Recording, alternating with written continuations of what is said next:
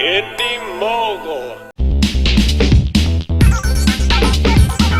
This weekend, the box office went to the dogs. Underdogs, old dogs, real dogs, and werewolves. And claiming first prize at the dog show is Sony Pictures, the distributor of both the #1 and #2 films in the country. So how big's the prize? Let's find out with some movie math.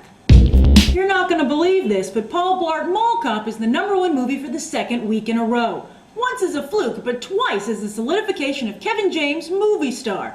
Falling just 32%, Mall Cop brought in $21.5 million for a total of just under $65 million in 2 weeks. In fact, of all the movies released so far in 2009, Paul Blart Mall Cop is the most successful. And I gotta tell you, now I'm wondering if I should see this movie. Have any of you seen Mall Cop? If so, write your mini review below and let all of us know if this movie is worth seeing in theaters.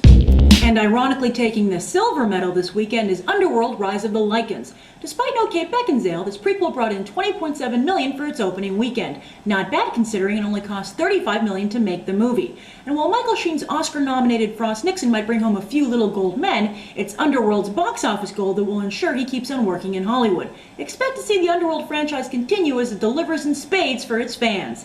I asked you to rate the movie on a 1 to 10, and you gave it an 8, matching the 8 audiences gave it on Friday's Beyond the Trailer. I'm happy to say that so far we're 6 for 6 in matching the Beyond the Trailer score with your score. And the winner of this week's one-sentence review challenge is Zackaser, who says Underworld: Rise of the Lycans was a grand triumph in the realm of trilogies that upped the ante with the action while successfully answering some of the unanswered mysteries from the previous 2 films. And runner-up is Madness 13, who sums it up as bloody werewolf civil rights movement of awesome.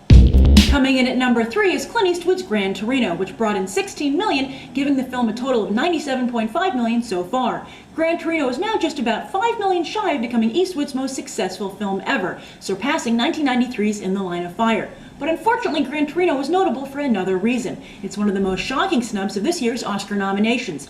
Both Gran Torino and The Dark Knight were shut out of the main categories as the Academy failed to share the opinion of many, if not the majority, of moviegoers. That's why Beyond the Trailer is holding our own Oscar vote. Head over to the BTT website and cast your vote for who you think deserves an Oscar, because hey, why should the industry decide the best movies of the year when we're the ones who pay to see them? And by voting, you also become eligible to win a brand new Blu-ray player. Also of note this weekend, Slumdog Millionaire's 10 Oscar nominations gave it an 80% surge at the box office. It shot to number 5, bringing in $10.5 million for a total of $55.9 million so far. And considering Slumdog Millionaire will probably win at least the Best Picture Oscar, that number could easily double by the end of the movie's theatrical run. And that's just domestically. Slumdog Millionaire is just beginning to hit the international market, where it's sure to make even more money.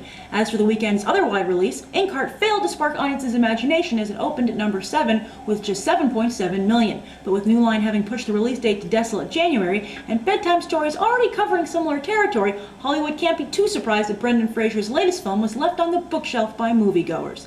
This weekend I saw Revolutionary Road, and I'll give you my review after the break.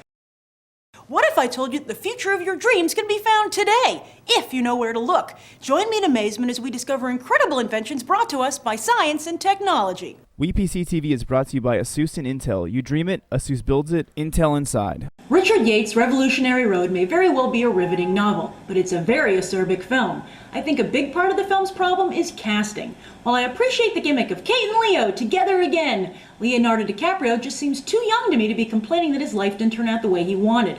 For the first half of the film, all I could think was, give it time, Leo, you're only in your early 20s. But in fact, DiCaprio is 34 years old, and like Michael J. Fox before him, might be running into man-child trouble. He's charming and talented, but he simply doesn't look as old as the roles he wants to play. That said, by the end of the film, he'd won me over, and spoiler alert, I had my fingers crossed that Kate Winslet wasn't going to poison him with that breakfast. He'd suffered enough. Because of her. And she made me suffer too, through the movie. Her character was totally unsympathetic. While I agree that women in the 1950s and 60s got a raw deal, I honestly believe that Winslet's character was one of the few that actually needed psychiatric help. Bottom line, if you want to see a fascinating character study of that era, watch AMC's Mad Men. Once again, thanks for watching Movie Math, and I'll see you on Friday as Beyond the Trailer covers New in Town, Taken, and The Uninvited. Also, don't forget about Netflix's Greatest Kiss competition. The best 3 couples to recreate their favorite movie kiss will be flown to New York, where I'll help pick the winner, who will win a trip to Vegas. The entry deadline is February 9th, so grab those video cameras and pucker up. I'm Grace Randolph, and we just did some movie math. Subscribe, comment, rate it.